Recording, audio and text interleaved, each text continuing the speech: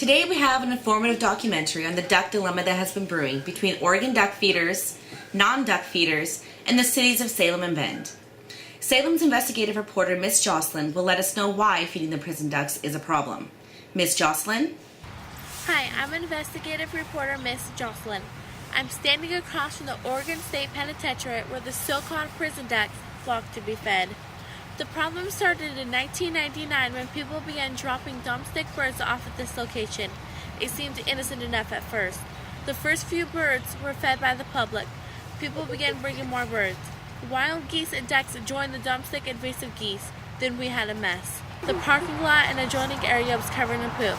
Birds stopped traffic several times a day as they waddled back and forth to the parking lot. Several times a month, tragedies occurred when our feathered friends were hit by the vehicles. Of course, last but not least is the codependence that ducks have developed with our duck feeding humans. Back to you, Dawn. Thanks, Jocelyn.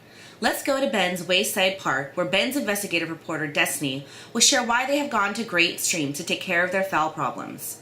To you, Destiny. Thanks, Dawn. As you can see, I'm standing by Wayside Park in Bend. In this segment, I will share what caused Bend to go to deadly measures to cure their goose dilemma. The majority of people in society like to do good things. They believe that feeding animals is humane and helpful.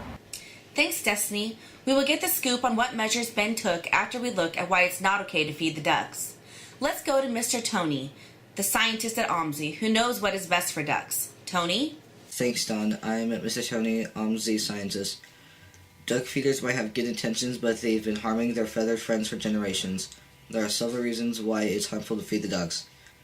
When people feed the ducks, they lose their instincts to forage and become fat and lazy.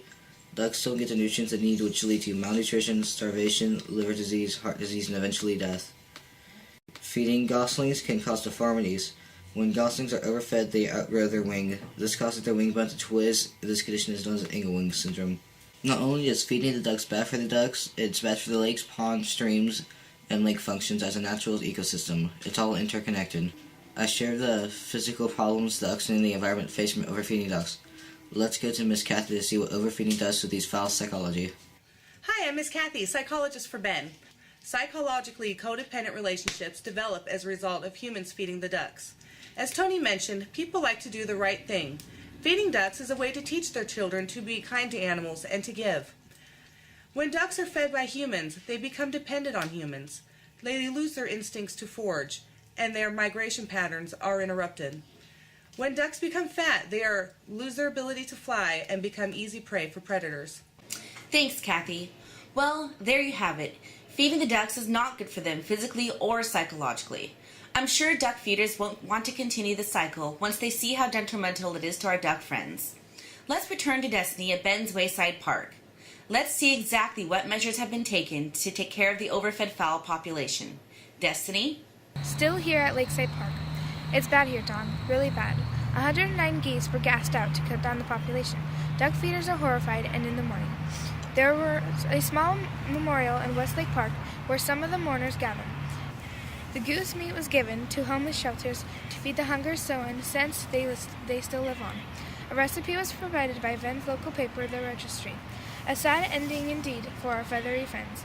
Hopefully we can find other ways to enjoy the ducks and break the cycle that keeps them from being happy, healthy ducks. Excuse me, sir, can you comment on what's recently happened here at Westlake Park? There used to be so many ducks, geese, and swans.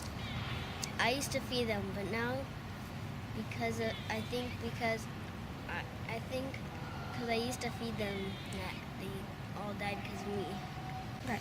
This young man shows the toll it's taken on our local residents. Back to you, Dawn. Thanks, Destiny. What a sad day that was indeed.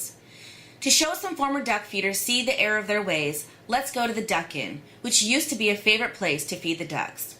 At the Duck Inn on State Street, we find investigative reporter Gabby. Thank you, Dawn. This is Miss Cathie reporting from Salem's first drive-thru restaurant, the Duck Inn. The Duck Inn first opened in 1962. It is nestled along Mill Creek and State Street. Generations after generations, families come here to eat their lunches on these benches behind us as they share their meals with the ducks. Let's go back and visit with a few of the locals. Where did you learn about angel wing syndrome? At school we learned we shouldn't feed the ducks. It's not good for them. There you have it. Words getting out. Don't feed the ducks. Back to you, Dawn. Today we've learned the reason why we shouldn't feed the ducks. Hopefully, duck feeders, environmentalists, and non-duck feeders will find more poop-free common ground where humans and ducks can coexist in a healthier environment. Good night.